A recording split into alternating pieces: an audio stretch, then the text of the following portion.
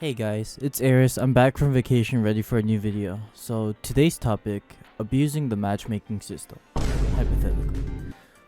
All weapons have stats, damage, range, fire rate, accuracy. But there's one stat that almost nobody really cares about, and it's out there plain as day on every weapon's wiki page.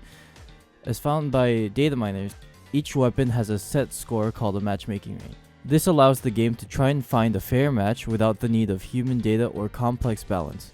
The game doesn't recognize your weapon, but the numbers associated with it.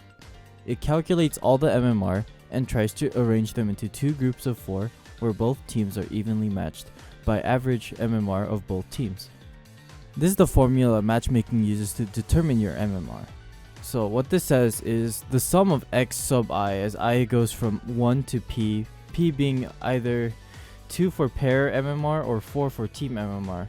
And you could use 8 to determine the average lobby MMR.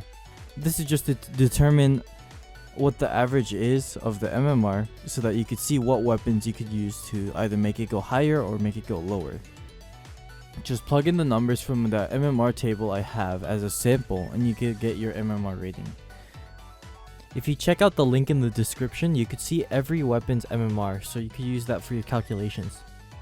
You could calculate average lobby MMR, divide that into a quarter, and then get the average of multiple matches to see what MMR you should aim for.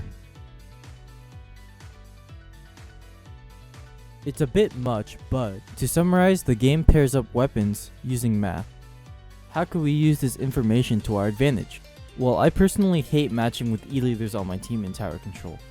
I feel like a stationary charging one-hit kill laser is not exactly as helpful as someone lobbing water balloons and triangles. They're classified as anchor weapons not because they can hold areas well, but like a boat anchor, holds the entire team back as dead weight. Abusing the MMR system could increase your win rate by griefing E-leader players so they're matched with worse weapons, therefore increasing your own league power.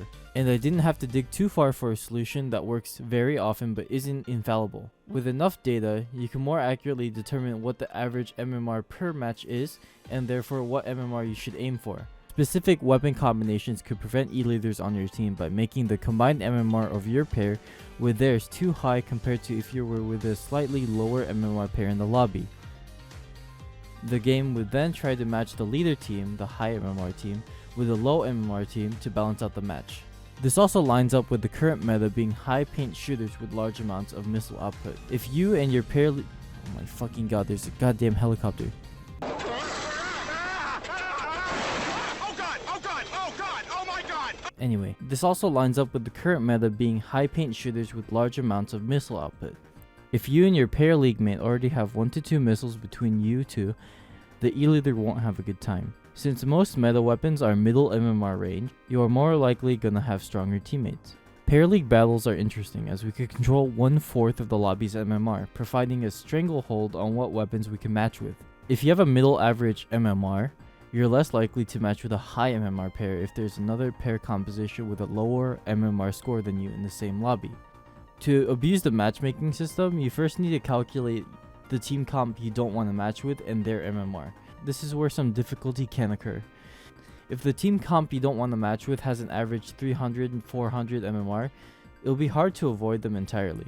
However, for the case of bad weapons and charger, their MMR ranges from the lowest and highest ends of the range. You could use data from previous matches, calculate a bad team's MMR, and then use the math to try to change your weapons so that you don't match with them ever again. This lets you effectively dodge as many charger players, sploosh players, roller, brush players as you want, as their comps would need one of each of the extremes to reach an MMR closer to your pairs. As a added bonus, you could also prevent double charger and double sploosh. Those players have very high and very low MMRs respectively. If you still don't understand, here's an example. You and a friend run Splattershot and Jet Squelcher, and the other team is running E-leader and Lunar Blaster. You do not want the E-leader and the Lunar Blaster on your team. The paint output from their comp is complete doo-doo water and they're less likely to win.